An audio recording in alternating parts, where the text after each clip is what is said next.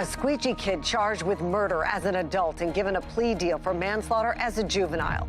Fox 45 News looks into why similar juvenile cases are being handled very differently and investigates why prosecutors are not questioning where the gun came from.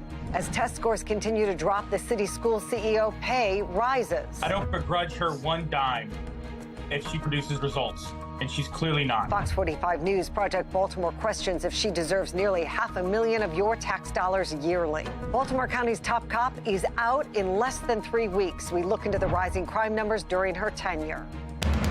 Live from WBFF in Baltimore, this is Fox 45 News at 10.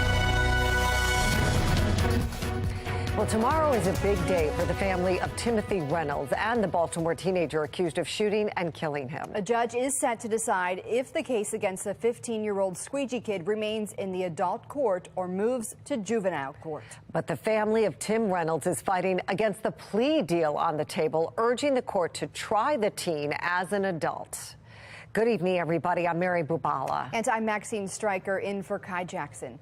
Ahead of the hearing, we have learned the city prosecutor handling the case has been removed. She's accused of sharing these CCTV pictures of the July incident with the family of Reynolds. We have team coverage. Mackenzie Frost is looking into more evidence being used in the case. First, Jeff Abel is live looking into the decision ahead of the court hearing tomorrow. Jeff? Well, you may remember just 3 weeks ago, prosecutors offered the teenager a 60-year prison sentence. Today, they're offering the same teen, a stint in juvenile court. It is a sentence that will be up to a judge to decide tomorrow. But he has to be held accountable for what he did to my brother. For the family of Timothy Reynolds, justice cannot be found in the juvenile court. It's not justice. It's not justice for my brother. It's not justice. It's not justice for that child. It doesn't do anything for public safety. This afternoon, attorneys representing the 15-year-old accused of killing driver Timothy Reynolds insisted the public would be better served if the teen's case was moved to the juvenile court. And sometimes we just have to swallow hard and understand that we're not so much acting, young man, in your best interest by moving this case to the juvenile court. We're acting in our best interest because it's there that we feel that you will be healed and therefore no longer be a danger to the public. A judge is expected to decide on Thursday whether the squeegee kid's murder case will become a juvenile court case. If so, he would be back home at least by the age of 21. Last week, a judge ruled the 15-year-old suspect in a Memorial Day weekend murder at the Inner Harbor would be tried as an adult, despite a similar request by the state's attorney's office to move that case to juvenile court. State law requires judges to base their decisions on 5 separate factors: the age of the suspect, their physical and mental condition, their amenability to a treatment in a juvenile program, the nature of the offense, and public safety. One judge may, on the same set of facts, grant the motion to transfer a juvenile down to the juvenile court. And on the other hand, another judge with the exact same facts may not. Warren Alperstein is a former juvenile court prosecutor who says even though prosecutors have agreed to move the case to juvenile court, the judge isn't bound to accept it. This is very different than most cases because we know we have a victim's family who has gone very much public to say, hey, this is the wrong result. We weren't consulted. We want this person who killed our family member to stay in the adult court. This is a very different scenario. I wouldn't be surprised if the judge jumped in and said, I'm not going to grant that motion that you both agree on. Well, tomorrow's hearing is expected to be a closed hearing, not open to the public. We are live tonight. Jeff Abel, Fox 45 News. Well, yesterday we saw the gun prosecutors believe the teen used in the shooting. Our Mackenzie Frost questioned city leaders today on the prevalence of guns on the streets of Baltimore and what they're doing to make sure young people don't have access to them.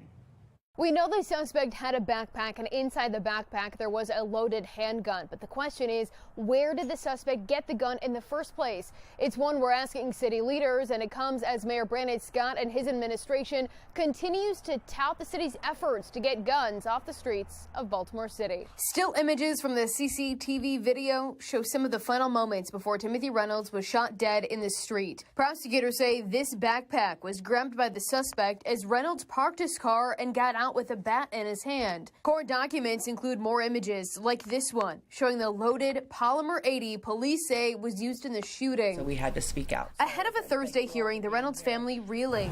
While the plea agreement on the table, allowing the suspect to plead guilty to manslaughter down from the current first-degree murder charge, Timothy Reynolds' sister, Becky, says the suspect has not given up any information about where the gun came from. He has not cooperated, as far as I know, with coming forward where he got the weapon from. If you're taking a plea to a lesser charge, should the suspect be required to disclose where this weapon came from, especially in a city struggling with gun violence? The proposed plea is outrageous under any circumstances. The Ruvik Naraja, representing the Reynolds family as the case plays out in criminal court, says the city should be demanding answers from the person who pulled the trigger, especially during plea deal negotiations. If there was an occasion for this defendant to take responsibility, to plead guilty to the crime, you would think that part of taking responsibility is allowing all of us to understand how on earth we got to that position. Questions to City State's Attorney Marilyn Mosby in her office about if the suspect was required to give up any information about the gun when ignored Wednesday. The notion of targeting the guns on the streets has been a common theme for Mayor Brandon Scott and his entire administration. Public safety is the mayor's #1 priority. Go after the folks with the guns that are committing the crime. What do you think it is when the police are arresting and seizing more guns, when they're clearing more homicides? Why should the people of Baltimore look at this and see you and trust you to say that this really will make a difference? Yeah, because what you would say is that, one, Mackenzie, what I'll say is this. Our police department has taken 1,600 weapons off the street this year. But the words appear to be coming up empty. The city is in crisis. Longtime Baltimorean and pastor P.M. Smith says the mayor should spend less time suing gun manufacturers like he did this summer and go after the people pulling the triggers. If we are going to solve this problem, forget about the gun makers. Go after people who purchase guns, possess guns, and pull triggers. That's how you solve that problem. Meanwhile, the leaders inside City Hall are staying quiet. Fox 45 News sending all the members of the City Council a few questions, asking, do you believe the suspect should be required to provide information about where he got the gun from as part of his plea agreement? Should investigators be focused on where the suspect got the weapon to root out gun suppliers in the city? The council members ignoring the questions. While the case hangs in the balance, the questions about gun violence in Baltimore remain, while the rhetoric about doing better remains the same. If the plea deal is accepted, the details of the sentence have really yet to be made public, something we expect to learn more of after the hearing on Thursday. In Baltimore, Mackenzie Frost, Fox 45 News.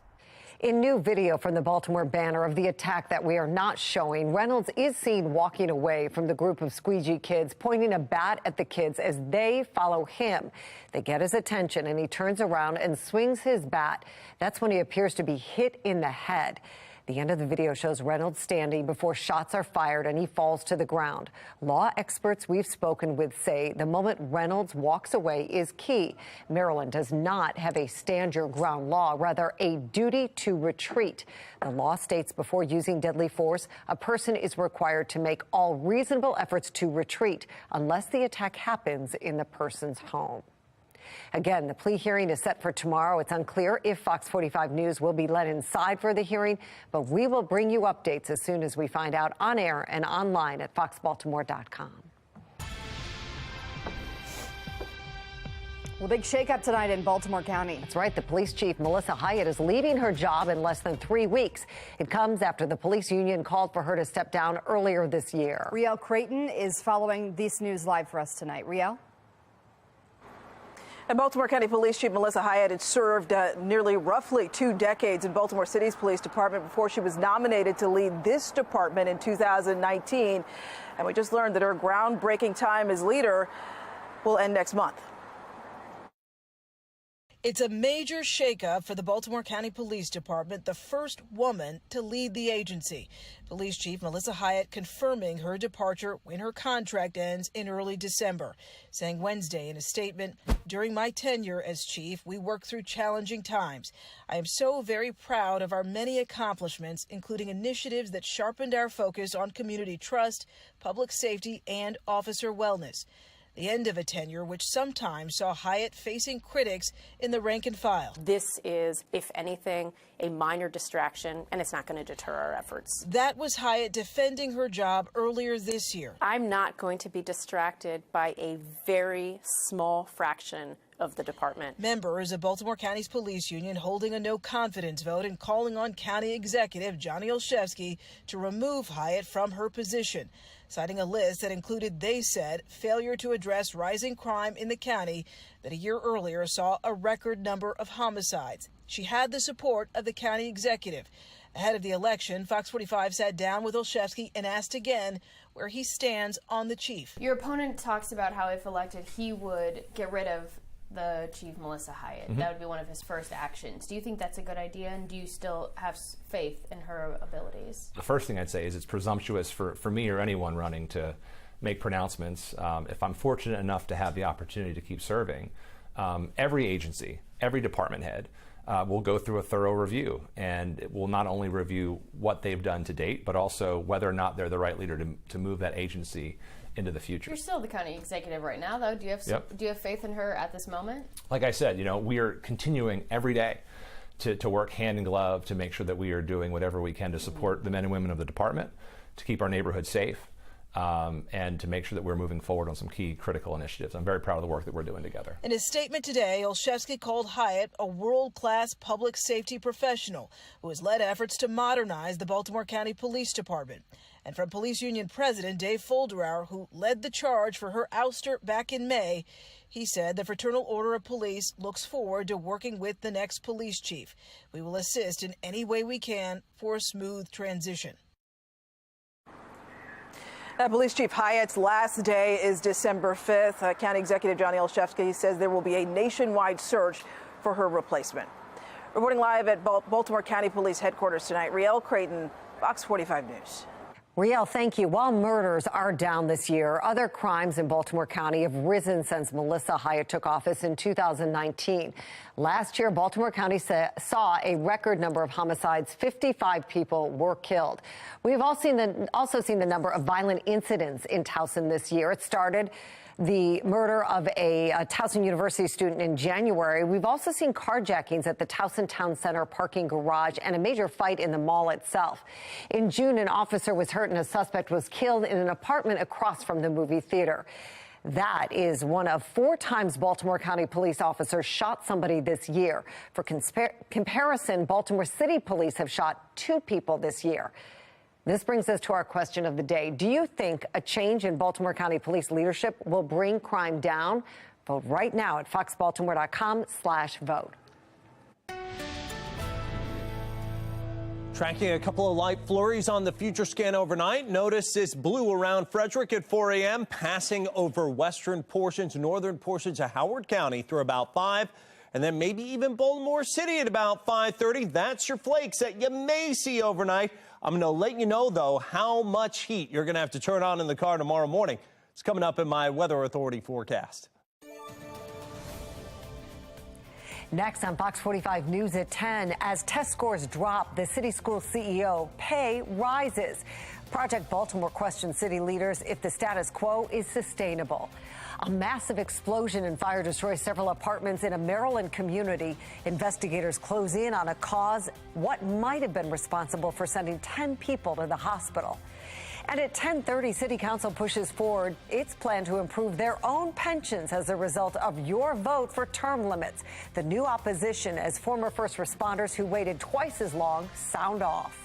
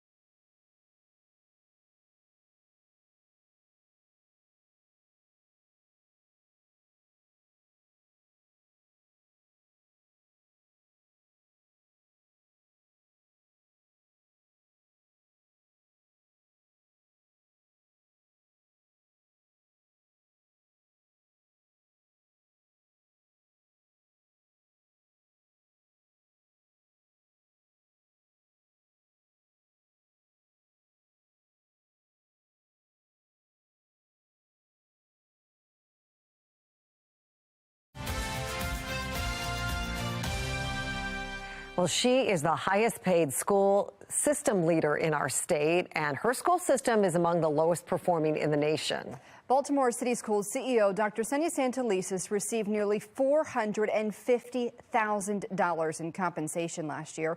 Project Baltimore's Chris Papps is asking whether taxpayers should be paying such a hefty price tag for a struggling school system. Mayor, can we get a quick word with you? Go ahead. Mayor Brandon Scott has been a strong supporter of Baltimore City Schools CEO. He has celebrated Dr. Sonia Santelises, praised her for the job she's done. I want to salute you really for being a beacon of light. But Project Baltimore recently found taxpayers are paying her a lot more than they may realize. Over $100,000 more, even as student test scores drop to some of the lowest in the country. During her last contract year, Dr. Santelises earned a base salary of more than $333,000. She makes $150,000 more than the governor and $130,000 more than Mayor Scott. But she also gets a lot of perks. But do you think taxpayers should be paying almost $450,000 for a school CEO? So I'll be very quick and very brief. Nearly $450,000. That is how much Dr. Santelises earned last year in total compensation. According to her contract, she gets a $9,600 car allowance. She also gets more than $53,000 in deferred compensation towards retirement, which is in addition to her state pension. And she gets 59 paid days off a year. Nearly 12 weeks. During her last contract year, she cashed out nearly $49,000 in unused paid leave. Add that to the rest of her compensation, and Dr. Santelises collected a total of nearly $445,000. Her compensation is like compensation for positions of hers across the country. What we cannot and will not do in Baltimore is allow our leaders, in particular black women in a country where we know that black women and women are historically underpaid when compared to their male counterparts. That's not something I'm going to support. Full support. Thank you. She's definitely in a tough position, but she was hired to do a tough job, so she's got to do it. Sean Kennedy with the Maryland Public Policy Institute. If Santelises was worth her compensation, she'd be worth her weight in gold, because Baltimore City desperately needs a leader who could turn it around.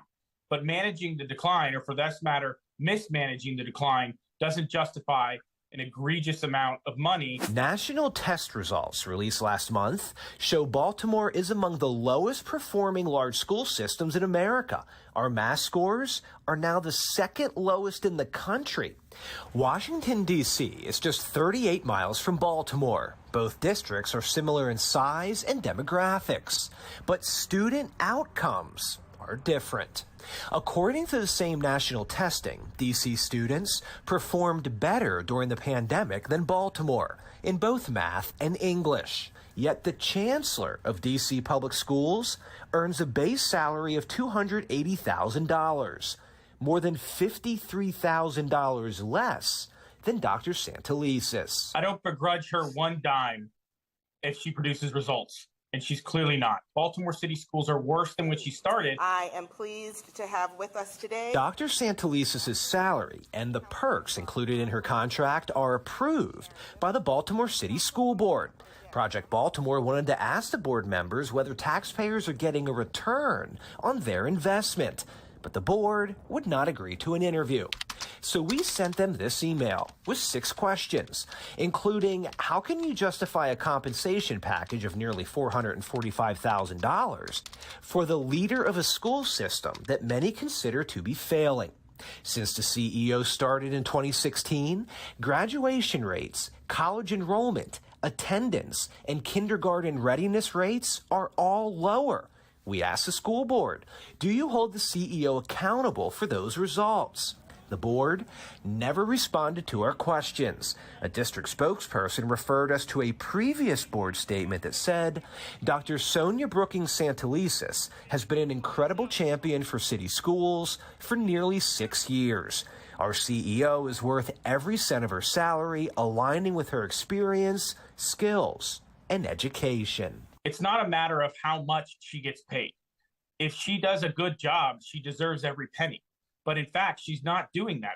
According to the CEO's contract, which we have posted on FOX45.com, the school board must evaluate the CEO in writing every year. So we filed a public records request to see those evaluations. But the school board denied our request, saying the CEO's performance evaluations are personnel records. The public cannot see them. I'm Chris Pabst, and this is Project Baltimore. Oh, no. Well, you can hear the screams for people to wake up this morning after an explosion rocked a Gaithersburg condo. We're live at the scene next with more firsthand accounts. And still ahead, Baltimore City Council advancing a bill to change how long they have to wait to get their pensions. The continued concern surrounding the move. And a big chill on the way for folks heading out tomorrow morning. Temperatures settling into the 30s. Let's take a look at the morning drive, even with some sunshine, only working at 39 at 10 a.m. And you're going to have some chilly temperatures by tomorrow afternoon, only in the low and mid 40s, even with mostly sunny skies. Should be at 57. I'll let you know we're going to get a little bit closer to that coming up in my Weather Authority forecast.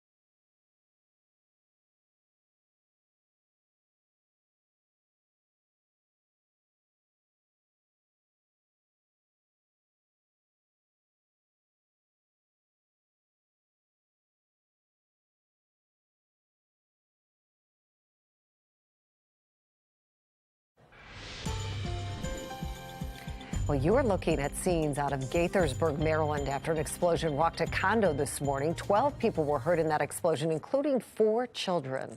Christian Flores with our Sinclair sister station in D.C. is live near the scene, and you're hearing from those who live nearby as this investigation really is just beginning.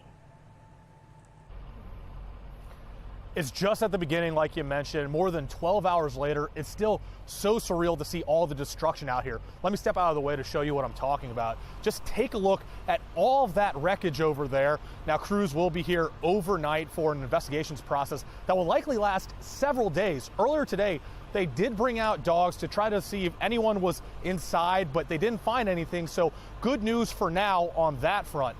In the meantime, people who lost their homes are absolutely devastated, just gutted, but also relieved that they survived such a big explosion. I was just laying there on the bed, and all of a sudden, it was a big boom. Lisa Hamilton is shaken after surviving this explosion at her Gaithersburg condo. I don't know if I lost everything. I haven't been back to the building yet, so I'll go back tomorrow to see, and I hope I didn't lose everything. There's got to be something salvageable in there, I hope. All the debris was blocking my door, so I couldn't barely get out.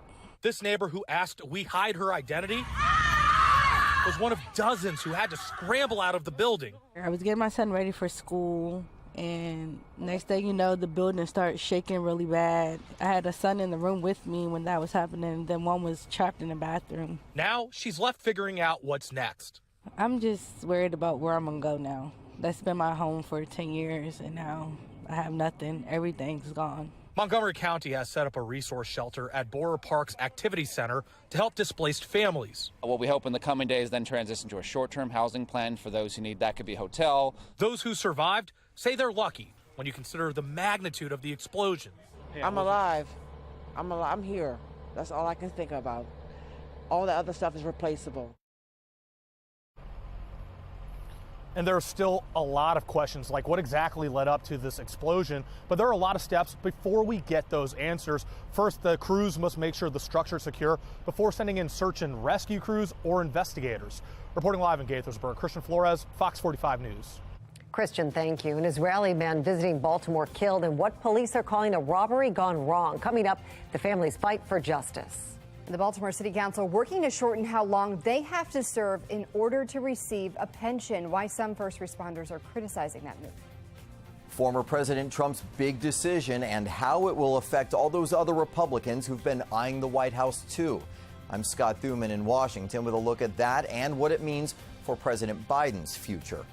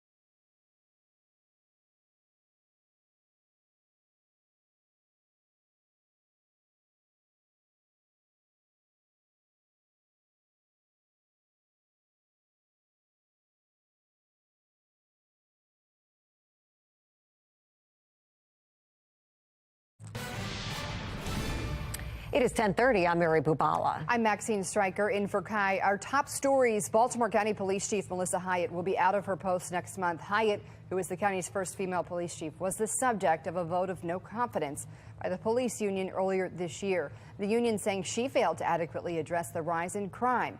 The county will conduct a national search to replace Hyatt after December 5th.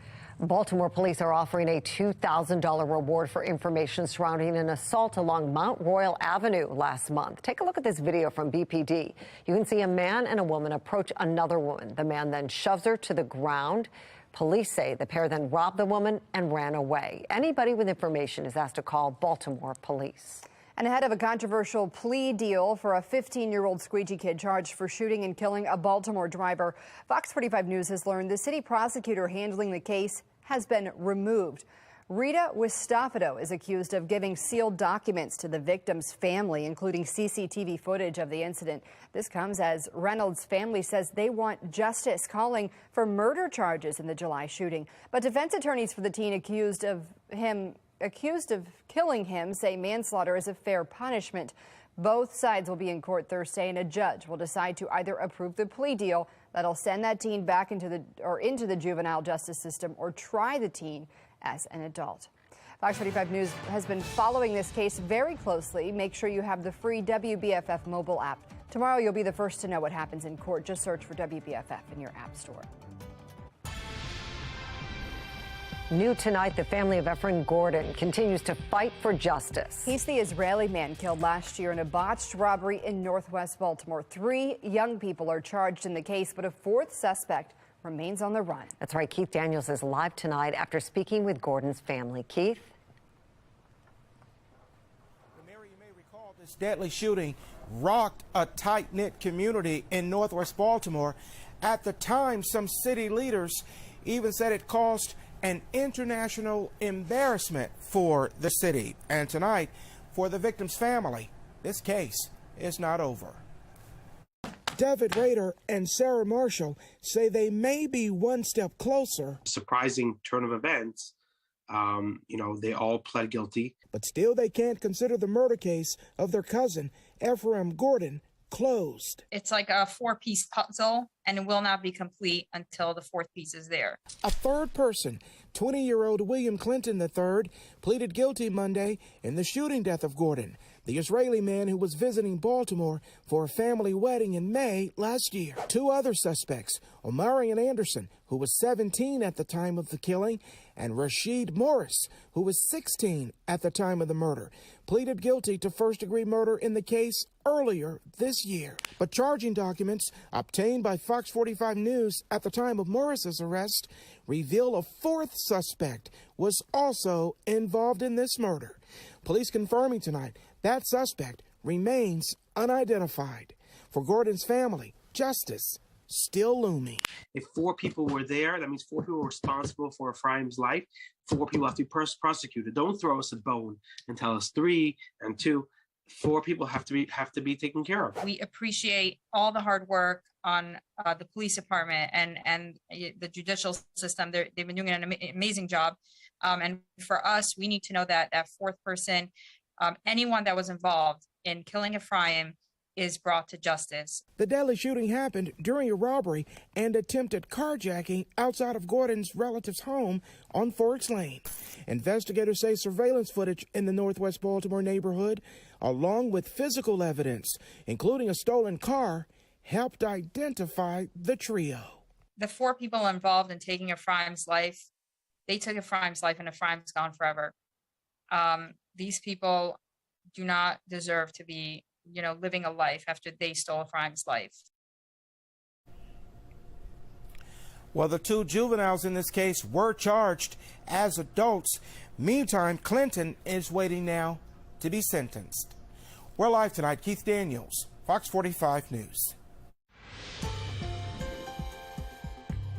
But do you think it's right that elected leaders could serve 8 years regardless of their age and be eligible for their pension? No.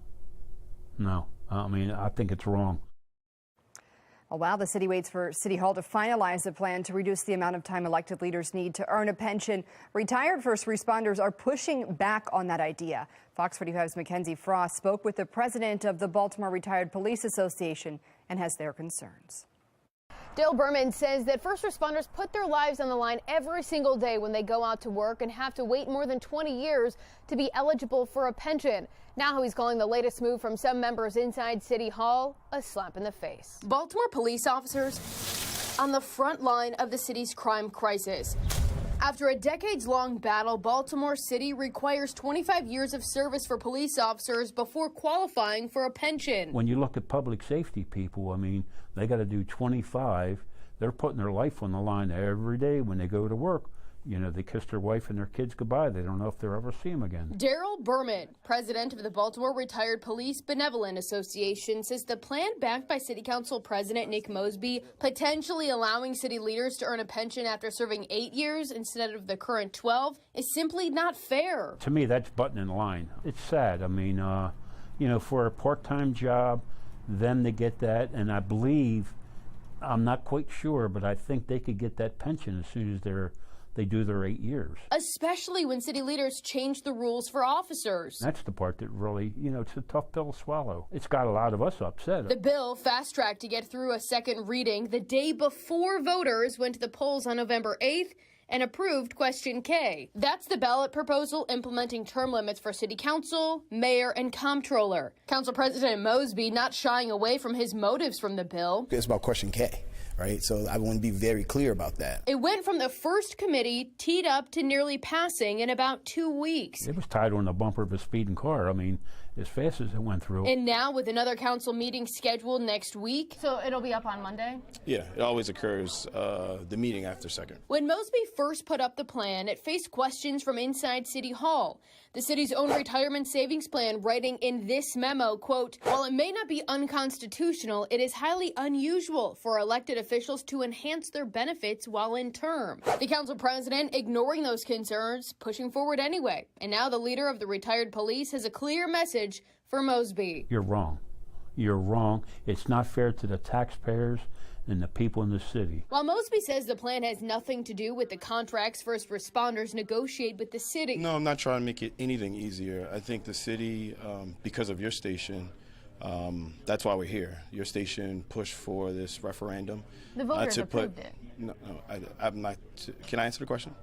Thank you.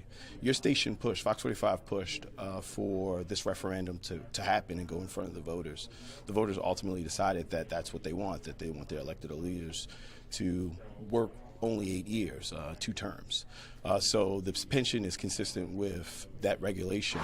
Baltimore City voters approving Question K by more than 70%. Despite the council president saying his plan has nothing to do with the other retirees, their view is not the same. That's their attitude. Their attitude is me, I, and Phil, you on you. And it's a shame. A lot of retirees live paycheck to paycheck or pension check to pension check. Now the city council will decide Monday whether to give themselves a lifetime pension for a part-time job. Council President Nick Mosby tells me he has yet to have a conversation with Mayor Brandon Scott about this proposed legislation, so we'll have to wait and see what happens during the vote come Monday. In Baltimore, Mackenzie Frost, Fox 45 News. And tonight, the Baltimore Sun editorial board has come out against the city council's swift action, directly rebutting Council President Nick Mosby's claim that a vote for Question K was a vote for swifter pension access. In an editorial, the Sun said, quote, it is far easier to make the case that Question K passed by a 2-to-1 margin, in part because of Council President Nick Mosby's rushed legislation. And went on to say, we urge all parties to shelve this effort until the potential cost and benefits are clear. That brings us to our other question of the day. Is it fair for first responders to wait 25 years for a city pension while council members only wait 8? So far, 98% of the people who voted say no. We would like to hear from you, though. Go to foxbaltimore.com/vote to weigh in and make sure to click on the Polls tab. You are looking live at the U.S. Capitol. Well, more than a week after the midterm elections, the balance of power is finally settled. This afternoon, Republicans won a narrow majority in the House. This means it's going to be a split government as Democrats hold a slim majority in the Senate. Anne Arundel County Executive Stuart Pittman is expected to retain his seat after defeating Republican challenger Jessica Hare. She called Pittman last night to concede the race. Ballots are still being counted, but Pittman's margin has grown dramatically in today's counting. I did express confidence that we would reach this point soon where we would be ahead. And last night that happened when they tallied the votes. Well, local election boards have until this Friday to certify results. One Anne Arundel County election official is skeptical the county will meet that deadline. As we reported here last night, former President Donald Trump has launched another bid for the White House. So how does Trump jumping back into the ring affect the presidential race moving forward? Sinclair's chief political correspondent Scott Thuman shows us. For the past 2 years, he's pined away from the sidelines. Now he's back in the fray and commanding a spotlight that might be hard for others to take away. In order to make America great and glorious again, I am tonight announcing my candidacy for President of the United States. So what will Donald Trump's third shot at the White House mean for the 2024 landscape? Remember the packed debate stages of 2016. So many Republicans, in fact, they had to split them up into 2 sessions with a record-breaking 18 main candidates. If Donald Trump is in the race, it will be him and maybe 1 or 2 other candidates. Some of whom have been waiting for their shot and now will have to decide if they're determined enough to take on Trump. Like former Vice President Pence, Trump's Secretary of State Mike Pompeo, former UN Ambassador Nikki Haley, and maybe his biggest pre-race competition, Florida's Governor Ron DeSantis. Other candidates will be significantly dissuaded by the fact that Donald Trump can command so much attention and raise so much money and just overpower them. Oh yeah, and by the way, he likes to attack his opponents as well, and a lot of people don't want to get in the way of that. A survey of Republican voters this fall showed roughly 2/3 do want Trump on the ticket, but only a dangerously low 28% of independents. Could that spell a bumpy road for Trump, who will run while also fending off legal and criminal investigations too? He also has the most resources of any potential candidate. He's run 2 presidential campaigns and a real strong voting base, so he has to be the odds-on favorite.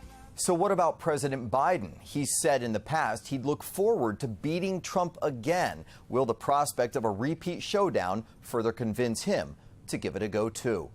In Washington, I'm Scott Thuman. If looking at the pretty lights makes you happy, that's cool. If looking at a giant turkey makes you happy, that's cool too. Well, we're sure this is a debate a lot of you are having right now. When is the right time to put up your holiday decorations? After the break, how that debate is playing out in one neighborhood.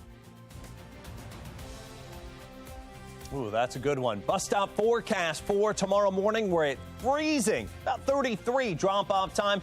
Lunchtime pickup time, not much better. Blustery, highs in the 40s, heavy jackets out. I'm going to let you know we'll finally warm up to where we should be for this time of year in the 50s. That's coming up in my Weather Authority forecast.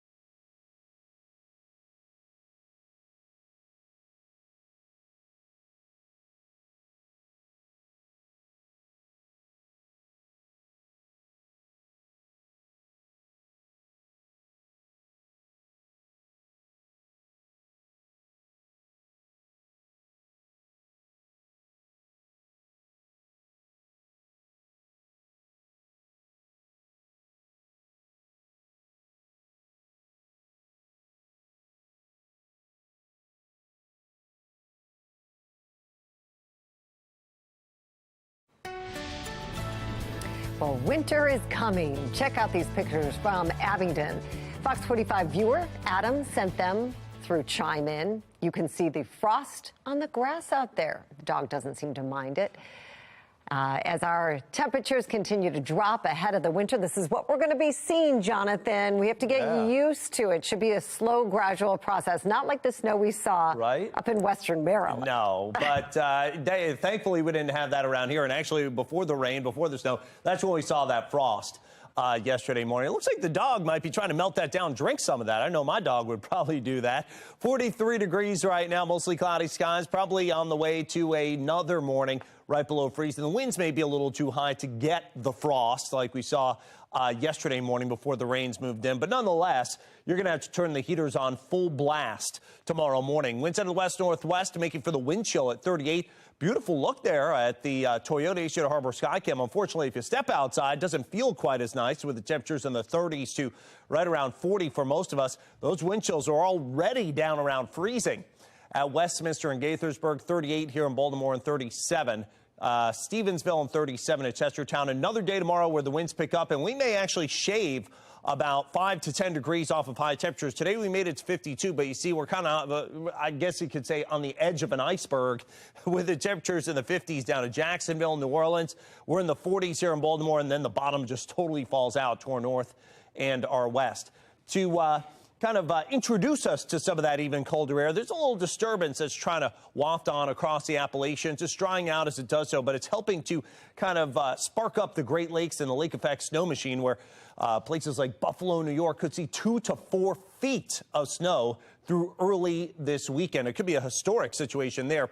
Around here, we're on the very southern edge of that, so we'll see a few clouds from time to time. There's just a little disturbance kind of blasts on through in the wake of our latest cold front well off the coast. We could see a stray flurry tonight. I actually had a report on Facebook from someone saying this afternoon, actually, Eldersburg, afternoon, early evening, did have a couple of flakes there already. Drying out behind it, and that's going to mean some cold weather, even with sunshine all the way through the Ravens game. Now, overnight tonight into early tomorrow morning, we're tracking again a couple of those flurries. Notice they kind of munch away and disappear in the drier air through about 2, 3 a.m. But there's one little batch that's heading through Westminster through about 5 a.m., maybe tracking northwest towards the Beltway, perhaps, and then moving eastbound. And then I think we start tomorrow morning with some partial sun, and it is cold. 30. Clouds and stars, a sprinkle or a flurry here or there tonight, not a big deal. Mostly sunny skies for tomorrow, 44. And with that high of 44 and that good breeze going, you're going to need all of it. The gloves, the scarf, the heavy coat, and the good news, you'll need sunglasses. And those will have to stay out Thursday, Friday, Saturday, Sunday, although it remains cold. Highs only 40 to 45, well below average through the Ravens game. At least we'll have some sunshine out all the way through, actually, the entire 7-day forecast. Warm up into the 50s next week. Jonathan, thank you. Well, the frosty mornings also mean the holiday season is not far off. And the question around this time of year is, how soon is too soon to put up your holiday decorations? Sam Reed with our Sinclair sister station in Rhode Island takes us into the debate unfolding right now in one neighborhood. It's been an ongoing debate for decades when it comes to decorations. You gotta wait out the holiday and then go on to your next holiday. When does society say it's acceptable? Black Friday. To put up those Christmas lights. If it was up to me, I would go from October 1st, but my husband doesn't let me. Evelyn Rodriguez of North Providence settled this year for a decoration date of October 31st. Christmas is one of my favorite holidays. If it was up to me, I would celebrate it the whole entire year. But right next door lives Kat Lange. My husband's a Christmas lover, not me. And her 10-foot-tall turkey with a message for people passing by who forget about the feathered friend holiday. So I wanted to make other people laugh, so we made sure to make it happen. Her homemade holiday display showcases a turkey standing over Santa with a sign that reads, "Wait your turn, fat man." I thought that was hilarious. Inspired by something similar she saw last year, everyone has been gobbling it up. Well, there's always people stopping to take pictures and everything, or honking, and they're loving it. In fact, Lange says a picture of it posted on social media has been shared more than 5,000 times. But despite the differences along Mineral Spring Avenue, here, the holidays make everyone happy. It's cute, and I know when people drive by, they see that sign, and then they see my yard decorated, so it's just two different worlds on the same block. Whatever makes you happy, do what makes you happy. If looking at the pretty lights makes you happy, that's cool. If looking at a giant turkey makes you happy, that's cool too. Showing you something good. I'm Sam Reed. Well, Fox 45 News wants to see your holiday decorations. You can send a picture or video through our Chime In page. Just go to foxbaltimore.com/chime in. Ahead on the late edition, the Thanksgiving countdown is on. What you should and shouldn't carry on a plane if you're flying to see family. And the Ravens got two of their biggest offensive weapons back at Wednesday's practice. Plus, with the easiest schedule ahead, how the team is staying focused. That's coming up next.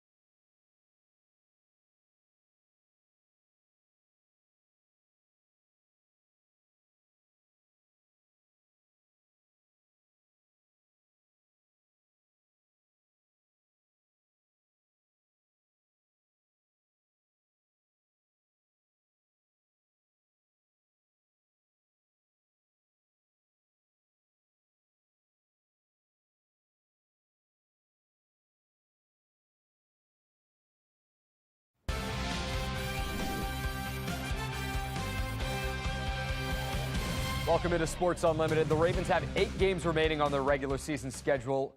Only one of those, this season finale against Cincy, is against a team currently with a winning record. While it might be easy to look ahead, the Ravens, they're taking it 1 week at a time. I mean, what's understood really doesn't have to be explained. You know, our guys are motivated to go win the game. This is a very good football team we're playing. They're very physical. They play really hard. Great running game, you know, downhill running game. Playmakers on offense, certainly, obviously, and this defense just flies around. I mean, they got playmakers on every level of their defense, so we're going to have to play our best football to win this game. Here's a look at the Ravens' Wednesday injury report. 4 guys did not practice. It was a good thing. It was due to rest. No injury related. Calais Campbell, Justin Houston, Marcus Peters, and Ronnie Stanley. Those were the 4. Jason Pierre-Paul was a full participant. Mark Andrews, Jalen Armour-Davis, and Gus Edwards, they were all limited. You can watch the Ravens take on the Panthers this Sunday at 1 p.m. on Fox 45. Let's switch gears. Maryland women's basketball bounced back after suffering its first loss of the season. Diamond Miller dropped 22 in her return as the Terps took care of Fordham, and they look to keep it rolling this afternoon. Maryland hosting Davidson on field trip day. It was an 11 a.m. tip. The Terps eyeing their second straight win. Under a minute to go in the half, Diamond Miller going to work, knocks it down behind a game-high 19 from Miller. The Terps go on to get the win, 70-52, the final score. Coming up tonight, Baker Mayfield and the Panthers, they're coming to town. How the Ravens are game planning for a familiar foe when Sports Unlimited returns. Rocco, thanks. Ahead on the late edition, Baltimore County's Police Chief Melissa Hyatt is out in less than 3 weeks. A look back at the controversial events leading up to this point. But first, stunning images captured the Orion spacecraft going toward the moon. Why the pictures are tearjerkers for some longtime NASA employees.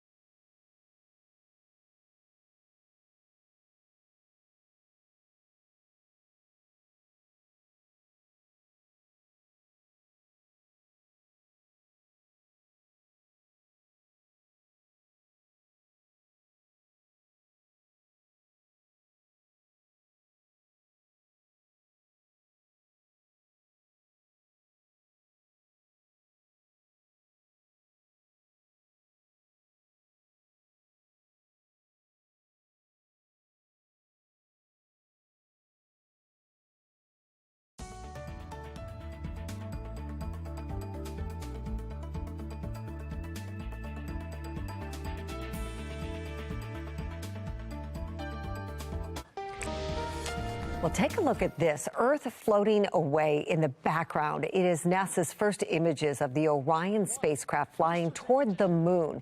The administration says the spacecraft has successfully completed a rocket burn to put it on the path towards the moon.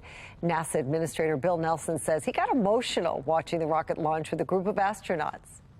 I think back to the real sacrifices, the astronauts that we've lost. All of those emotions welled up in me today. The Orion rocket is uncrewed. It is set to return to Earth December 11th.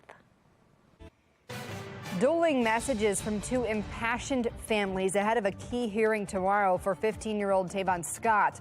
The debate over murder or manslaughter and adult or juvenile in the shooting death of Timothy Reynolds. And Baltimore County will have a new police chief next month. Why Melissa Hyatt is leaving after just over 3 years in charge. An explosion rocks a condo community in Montgomery County, reducing several homes to rubble. Tonight, we're hearing from residents for the first time as investigators close in on a cause. Live from WBFF in Baltimore, this is Fox 45 News Late Edition. Kind of feels like I'm dry drowning. Like I'm not in the water, but I can't breathe. So it's very frustrating because this case is not about squeegees. And if you look at the facts, it has nothing to do with the case. Good evening, I'm Maxine Stryker. Tomorrow marks a huge day for the families of Timothy Reynolds and Tavon Scott. Two families intertwined following a deadly encounter in July. As a judge is set to rule on a possible plea deal, Fox 45's Jeff Abel examines the factors that are playing into this decision. You may remember just 3 weeks ago, the state's attorney's office offered the teenage suspect a 60-year prison sentence. Now they're offering to send the case to the juvenile court. Tomorrow, a judge will decide what the law demands. But he has to be held accountable for what he did to my brother. For the family of Timothy Reynolds, justice cannot be found in the juvenile court. It's not justice. It's not justice for my brother. It's not justice for that child. It doesn't do anything for public safety. This afternoon, attorneys representing the 15-year-old accused of killing driver Timothy Reynolds insisted the public would be better served if the teen's case was moved to the juvenile court. And sometimes we just have to swallow hard and understand that we're not so much acting, young man, in your best interest by moving this case to the juvenile court. We're acting in our best interest because it's there that we feel that you will be healed and therefore no longer be a danger to the public. A judge is expected to decide on Thursday whether the Squeegee Kid's murder case will become a juvenile court case. If so, he would be back home at least by the age of 21. Last week, a judge ruled the 15-year-old suspect in a Memorial Day weekend murder at the Inner Harbor would be tried as an adult, despite a similar request by the state's attorney's office to move that case to juvenile court. State law requires judges to base their decisions on 5 separate factors: the age of the suspect, their physical and mental condition, their amenability to a treatment in a juvenile program, the nature of the offense, and public safety. One judge may, on the same set of facts, grant the motion to transfer a juvenile down to the juvenile court.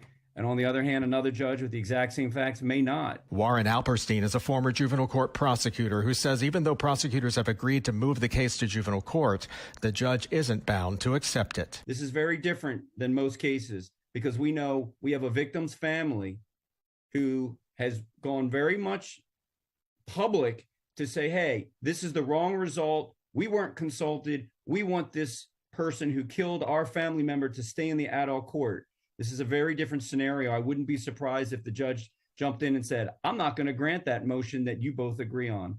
Tomorrow's hearing is expected to be a closed hearing, not open to the public. Jeff Abel, Fox 45 News. Well, we know the suspect picked up the backpack and the gun was inside. The question is, where did he get it? Thuruvig Naraja is representing the Reynolds family as the case plays out in criminal court, saying the city should be demanding answers from the person who pulled the trigger. If there was an occasion for this defendant to take responsibility, to plead guilty to the crime, you would think that part of taking responsibility is allowing all of us to understand how on earth we got to that position.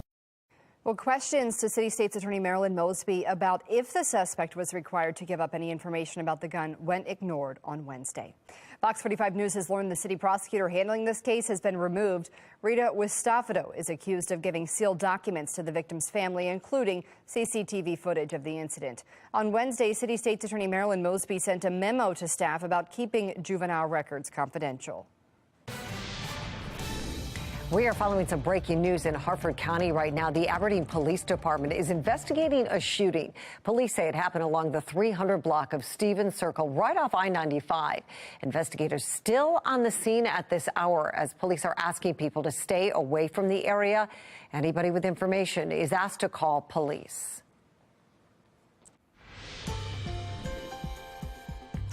Well, tonight, a major shakeup in Baltimore County as Police Chief Melissa Hyatt will leave her post in less than 3 weeks. Rael Creighton looks back at the eventful path leading us to this point. Baltimore County Police Chief Melissa Hyatt had served nearly 2 decades with Baltimore City's department before she was nominated to lead this department in 2019. Well, now we learned that her groundbreaking appointment as leader will end next month. It's a major shakeup for the Baltimore County Police Department, the first woman to lead the agency. Police Chief Melissa Hyatt confirming her departure when her contract ends in early December, saying Wednesday in a statement, "During my tenure as chief, we worked through challenging times. I am so very proud of our many accomplishments, including initiatives that sharpened our focus on community trust, public safety, and officer wellness."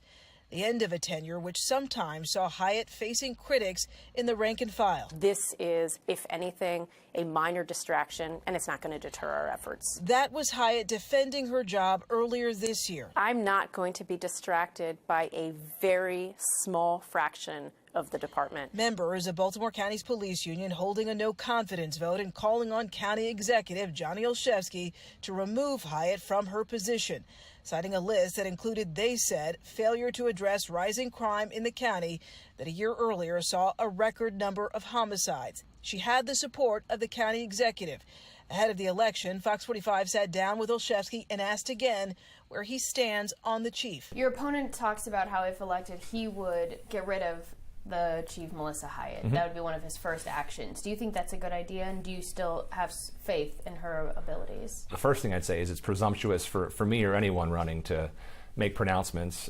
If I'm fortunate enough to have the opportunity to keep serving, every agency, every department head will go through a thorough review, and it will not only review what they've done to date, but also whether or not they're the right leader to move that agency into the future. You're still the county executive right now, though. Do you have faith in her at this moment? Like I said, we are continuing every day to work hand in glove to make sure that we are doing whatever we can to support the men and women of the department, to keep our neighborhood safe, and to make sure that we're moving forward on some key critical initiatives. I'm very proud of the work that we're doing together. In his statement today, Olszewski called Hyatt a world-class public safety professional who has led efforts to modernize the Baltimore County Police Department.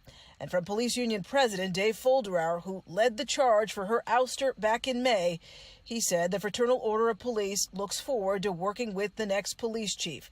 We will assist in any way we can for a smooth transition.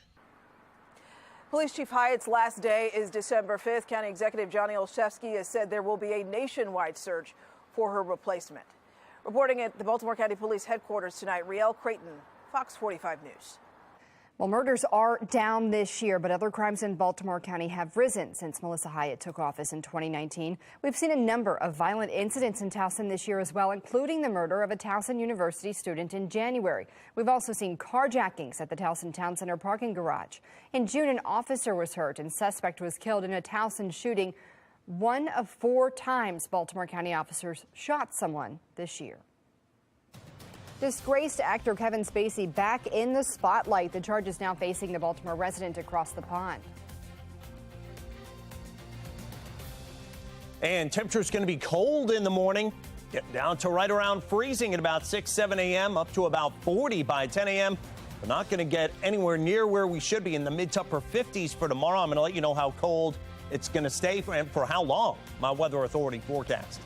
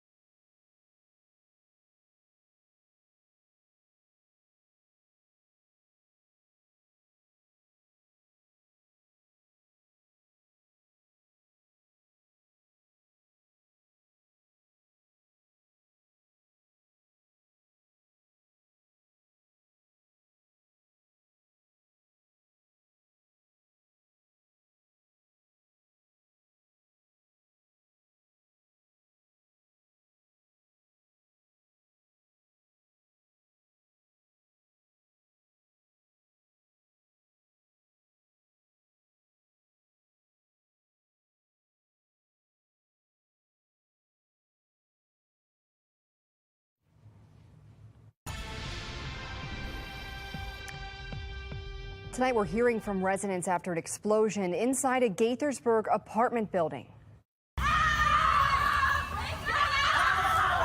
Oh no! Caused by a ruptured gas line displaced dozens of families, pinpointing what led to the gas line rupturing could last several days. 12 people were hurt, including 2 critically, but so far no deaths as crews searched the rubble. Residents are devastated but relieved to have survived. I don't know if I lost everything. I haven't been back to the building yet, so I'll go back tomorrow to see, and I hope I didn't lose everything. There's got to be something salvageable in there, I hope. All the debris was blocking my door, so I couldn't barely get out. Well, small rescue efforts have been completed so far, but there are still a lot of steps that crews must make sure the structure is secure before sending in search and rescue crews, as well as investigators. And actor and Baltimore homeowner Kevin Spacey, he's facing new charges in the United Kingdom, including 3 sexual assault charges. Spacey has already faced a wave of charges in the UK, saying he's not guilty. The case goes to trial in June. He was found not liable for allegations of battery in a New York civil trial back in October. Coming up, Stuart Pittman keeps his position as Anne Arundel County executive, but some votes still haven't been counted. Why one poll worker thinks they won't meet Friday's certification deadline. The U.S. soccer team takes a stand against human rights violations, why their jerseys are a central focus of the message.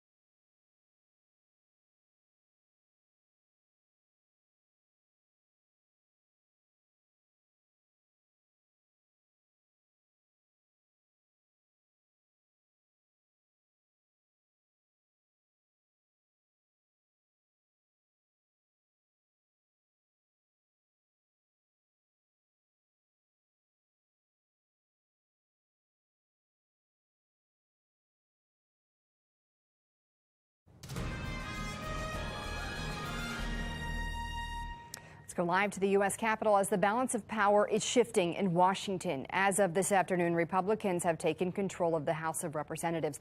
Democrats, they hold on to their Senate majority despite projections of a red wave leading up to Election Day.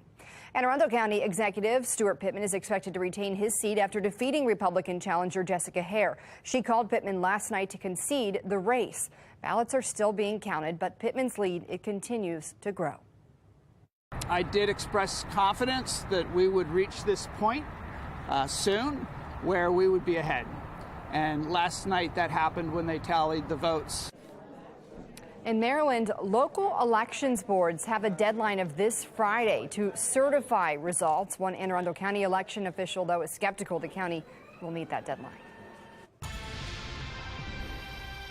Baltimore police are offering a $2,000 reward for information surrounding an assault along Mount Royal Avenue last month. In this video, you can see a man and woman approach another woman. The man then shoves her to the ground. Police say the pair then robbed the woman and ran away. Anyone with information is asked to call Baltimore police. Suspected UVA shooter Darnell Jones Jr. was arraigned this morning. He entered no plea.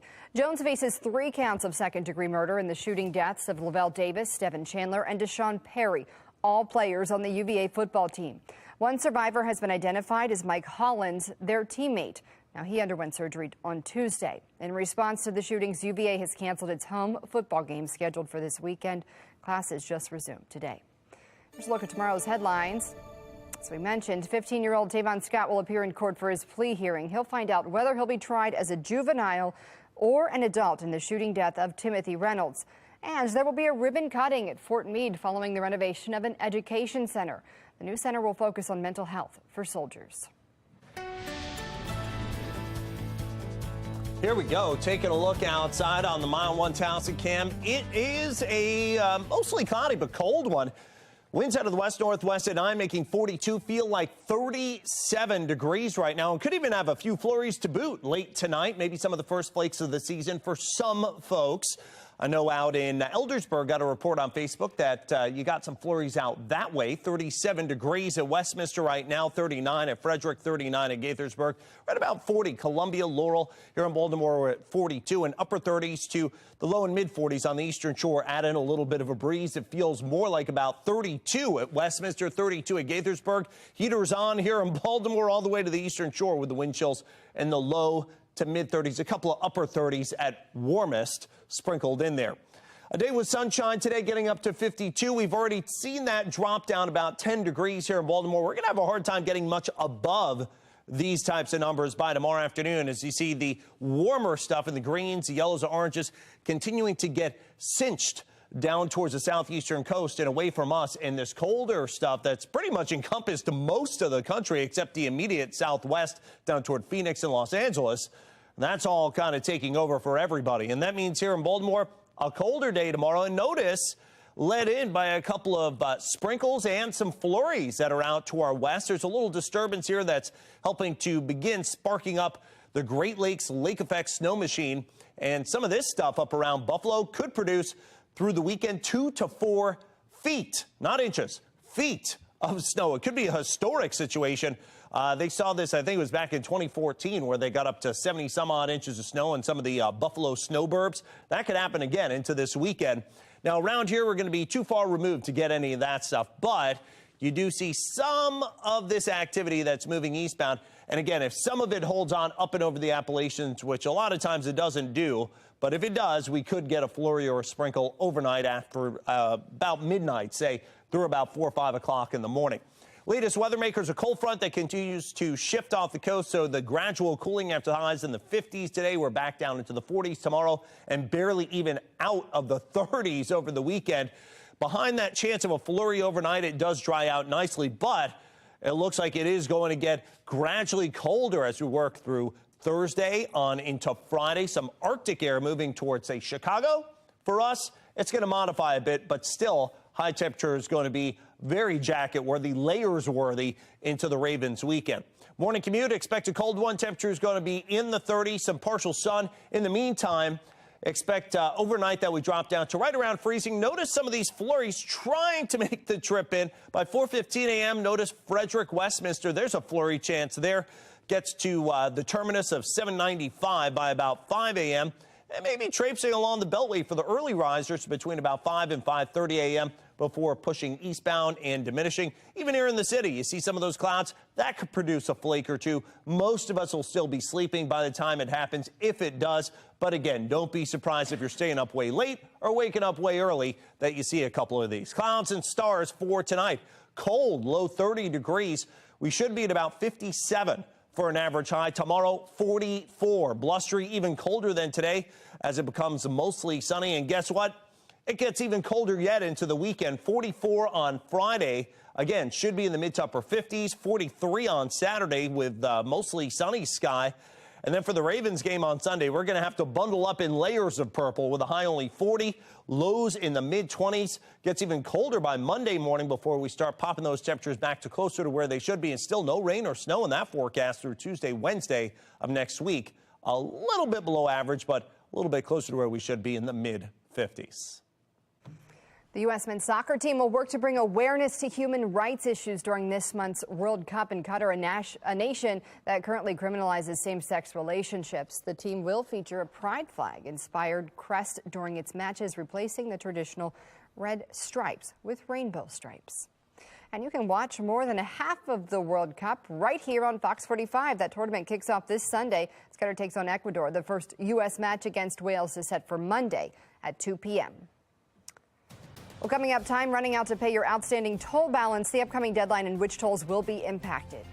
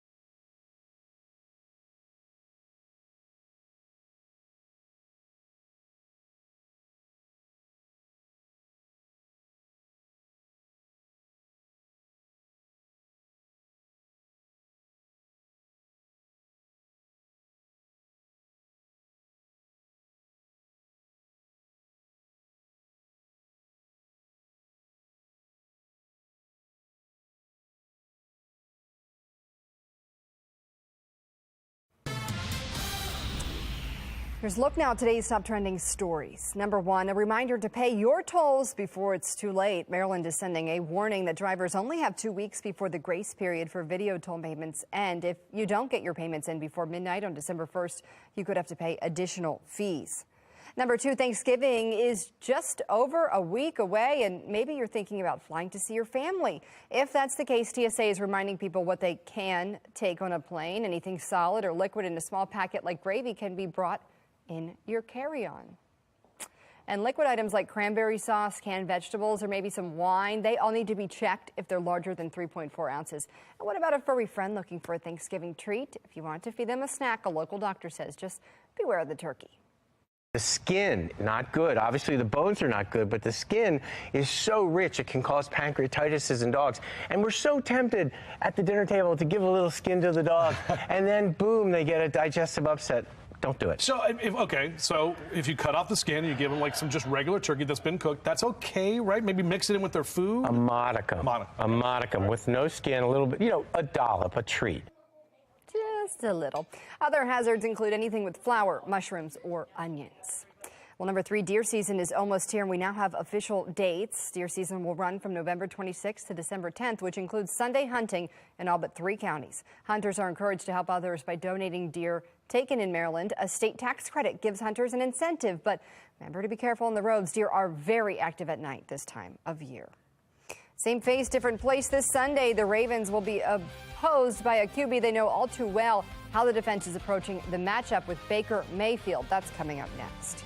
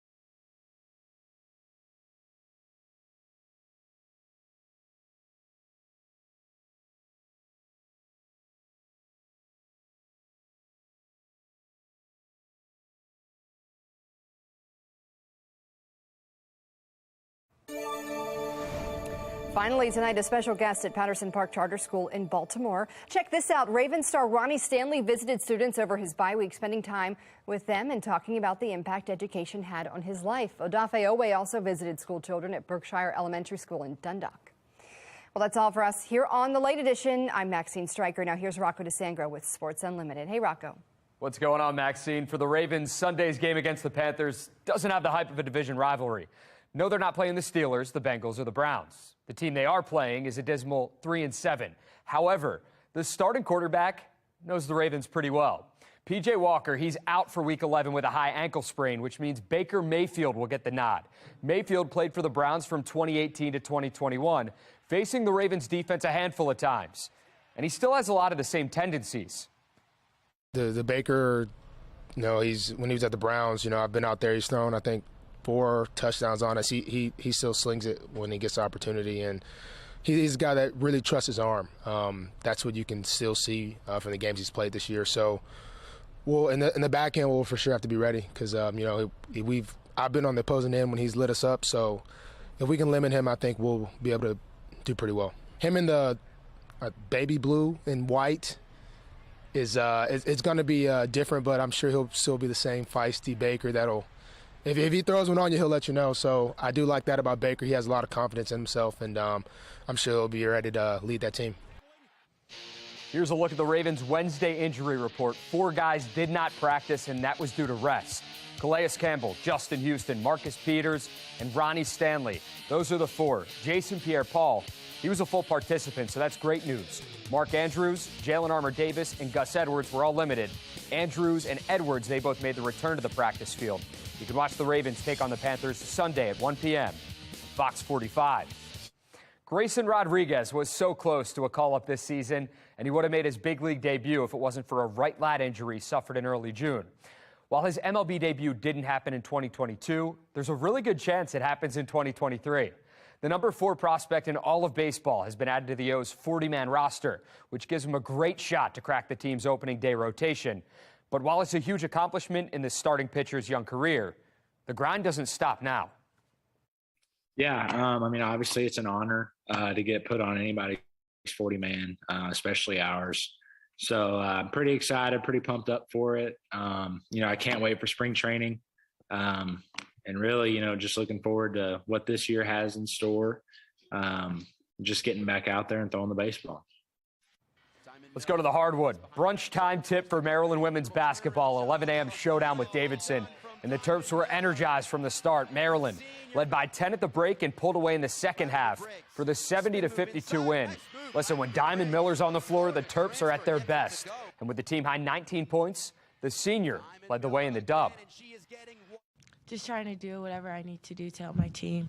So if it's like passing, shooting, rebounding, I'm just trying to do that just to help my team out and stuff like that. And in order to be like that, you have to be aggressive. So if 2 come to me, you kick out, easy 3, just easy reads, I guess.